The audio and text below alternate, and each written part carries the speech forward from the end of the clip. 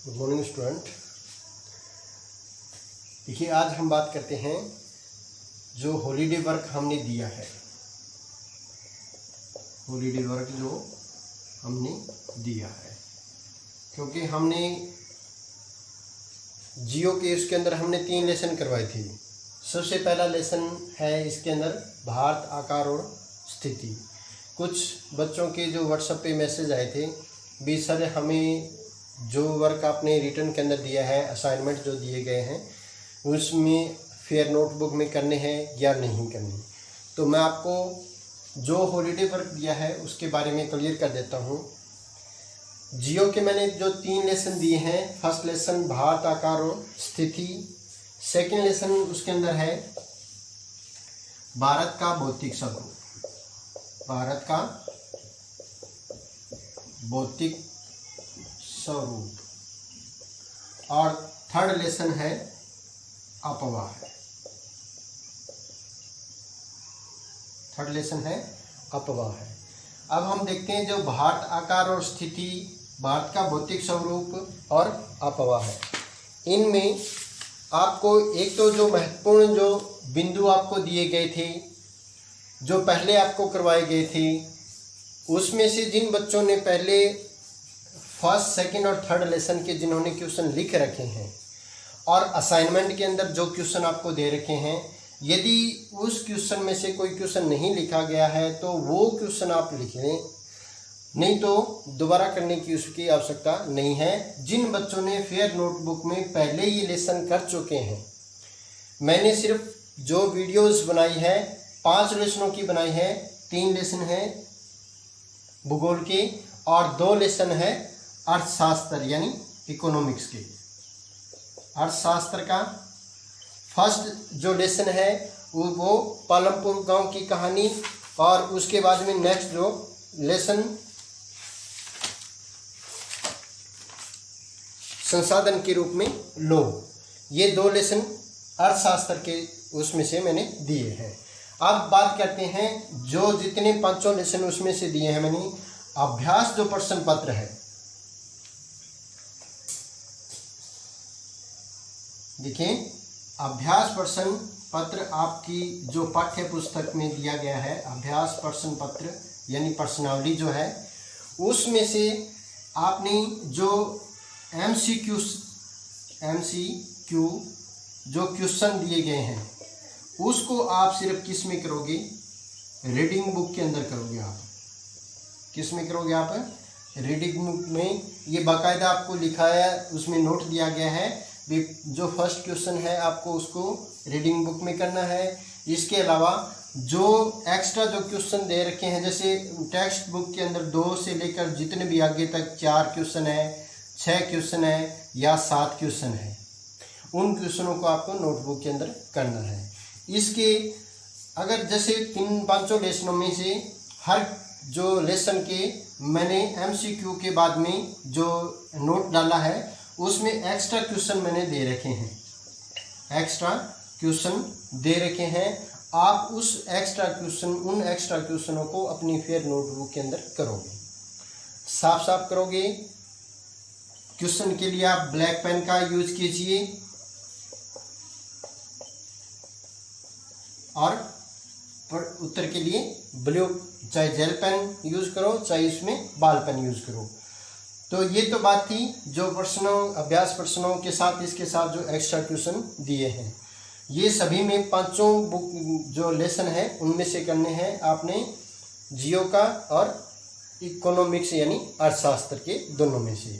First lesson जो MCQ है वो छोड़ दें, आप उसको सिर्फ आप रीडिंग बुक में करें, और अभ्यास के जो अन्य प्रश्न है उसको आप फेयर नोटबुक के अंदर करेंगे। इसके अलावा एक्स्ट्रा क्वेश्चन प्रत्येक लेसन में से 4 या 5, 7 या 8 जो भी दे रखे हैं वो आप फेयर नोटबुक में करें। इसके साथ साथ आपको लास्ट के अंदर मैंने दे रखा है प्रोजेक्ट फाइल, प्रोजेक्ट वर्क दे रखा है। प्रोजेक्ट वर्क, आप प्रोजेक्ट वर्क के लिए क्या करोगे?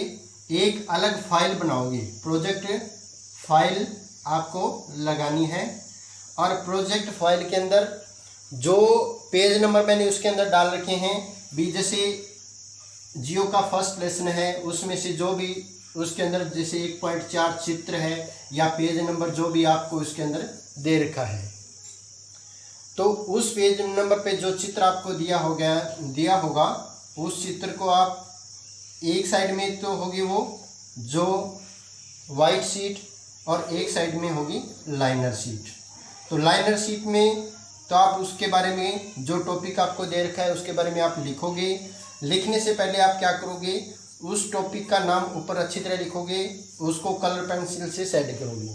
फिर पॉइंट टू पॉइंट इसको जो दे रखे हैं, हर पॉइंट के बाद में आप कम से कम एक लाइन उसको छोड़ दो या 2 लाइन उसको छोड़ दो, और उसको क्या है जो आपने हेडिंग डाल रखी है उस हेडिंग को आप डार्क करोगे किसी कलर पेंसिल से, और बाद में आप ब्लू पेन से लिख सकते हो। और इसके लिए आप जो कलरफुल पेन है या जिसे स्पार्कल पेन कहते हैं उसका यूज़ भी आप कर सकते हो। और स्पार्कल पेन या पेंसिल का आप यूज़ सिर्फ किस में करोगे, जो हेडिंग डालोगे उसके अंदर, और आगे आप ब्लू पेन से उसको लिखोगे।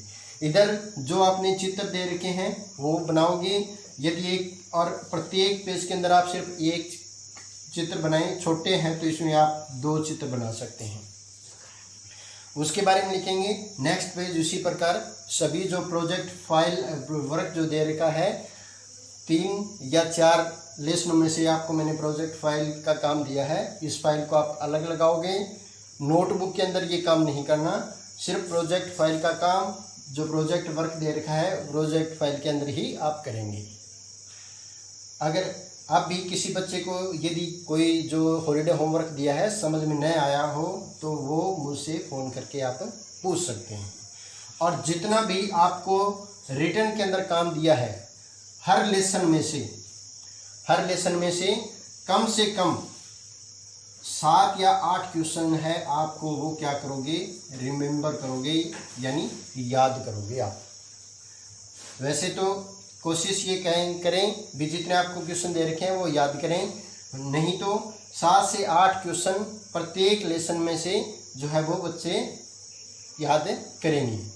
तो ये सभी आपको समझ में आ गया होगा भी। मैंने 3 लेसन जियो के और 2 लेसन किसके दिए हैं, इको के दिए हैं, और साथ साथ में दिया है प्रोजेक्ट वर्क का जो काम। और कुछ एक बच्चों के व्हाट्सएप पे मैसेज आया था भी सर आप जो PDF आपने जो पहले भेज रखी थी वो आप भेज दो।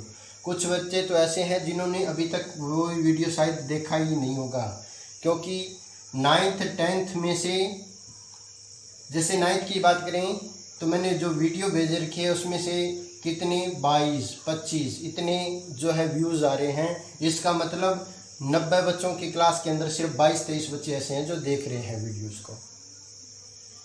तो आप ज़्यादा से ज़्यादा उन वीडियोस को देखें और उसमें से अपनी जो टेक्स्ट बुक है यानी जो रीडिंग बुक है, क्वेश्चन मैंने यहाँ से दिए हैं और उसी क्वेश्चनों को आप खुद फाइंड आउट करोगे, खुद फाइंड आउट करके और उसको लिखोगे, न कि किसी गाइड से।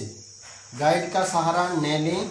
जो भी पर्सन आपको भेजे जा रहे हैं वो पर्सन सारे के सारे टेक्स्ट बुक यानी रीडिंग बुक में आपको मिल जाएंगे, और उसको क्वेश्चन को अच्छी तरीके से लिखें। जो क्वेश्चन बड़े क्वेश्चन है वो उसके लिए आप 4 या 5 पॉइंटों के अंदर उसको पॉइंट बनाकर लिखो। 3 नंबर वाले क्वेश्चन आपको छोटा क्वेश्चन लगता है तो उसको आप 3 लाइन में 4 लाइन के अंदर कवर कीजिए। ज़्यादा ना तो बड़ा लिखें ना ही ज़्यादा छोटा लिखने की आवश्यकता है। तो यहाँ तक आपको जो मैंने हॉलीडे वर्क दिया है वो समझ में आ गया होगा। That's all, thank you.